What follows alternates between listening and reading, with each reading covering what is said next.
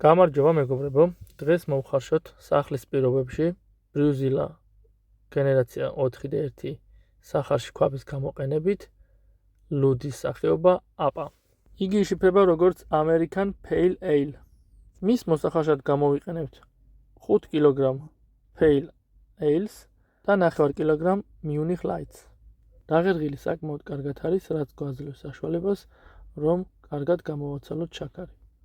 ასევე გვჭირდება 100 გრამი ციტრას ტიპის სვია და საფუარი 10 გრამი 105. უნდა გავაცხელოთ ჩვენი სახარში ქვაბი 50 გრადუსზე და დავიწყოთ რეცეპტის მიხედვით 50 გრადუსზე გვჭირდება რომ ჩვენი ალაო იყოს 10 წუთის განმავლობაში. ჩავყრით თანმიმდევრულად ყველა ჩვენს ალაოს და კარგად მოურევთ მას. შემდეგ ეტაპზე დავაფარებთ თავსახურს და ჩავრთავთ საცირკულაციო ტუმბოს, რომელიც აცირკულირებს ჩვენს სითხეს.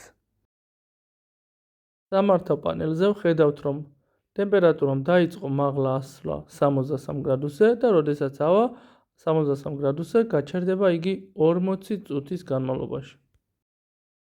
ასევე აუცილებელია ყოველ მოხარშვის დროს წინა მოხარშული ლუდი დავაგემოვნოთ და მივხვდეთ თუ რა კარგ საქმეს ვაკეთებთ.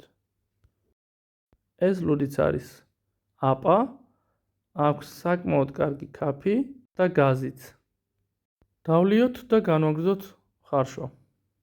40 წუთის გასვლის შემდეგ გადავდივართ შემდეგ ეტაპზე 72 გრადუსზე 20 წუთით, მაგრამ მე დამჭირდა და 10 წუთი კიდევ დავუმატე და შემდეგ 76 გრადუსზე 10 წუთით. ამ დროის გასვლის შემდეგ უკვე უნდა დავიწყოთ ჩვენი ლუდის ჩარეცხვა, ამოვწიეთ, დაველოდეთ ჩაწრეტვას წყლისას და შემდეგ ჩავრეცხავთ უკვე გაცხელებული წყლით. ჩემს შემთხვევაში დამჭირდა 4 ლიტრი. ზუსტ რეცეპტს რა თქმა უნდა დავტოვებ აღწერაშიც.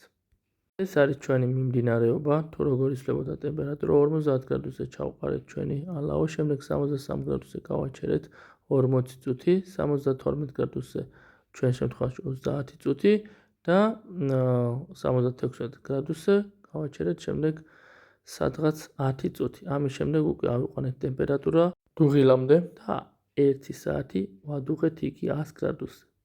დუღილის ბოლო 15 წუთში ჩავდებთ ჩვენ ჩილერს და მოვახდენთ მის სტერილიზაციას.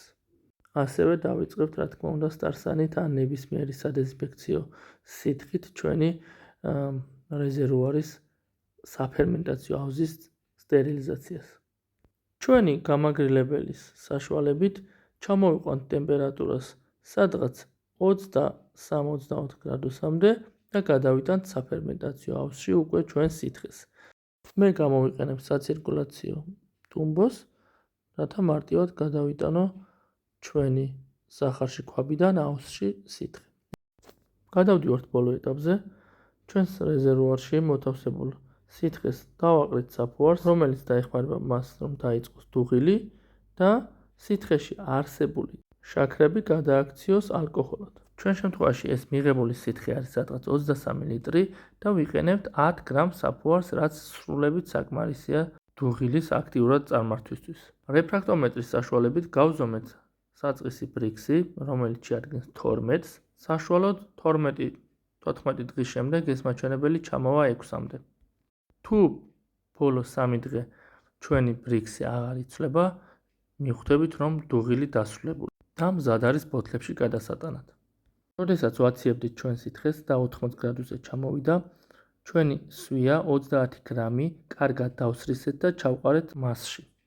ხოლო დარჩენი 70 გრამს ფერმენტაციის დაახლოებით მე-7 დღეს ჩავყრით აუზში. დაგიბრუნდებით ბოთლებში ჩამოსხმის ვიდეოთი. გამოიწერეთ ჩემი არხი.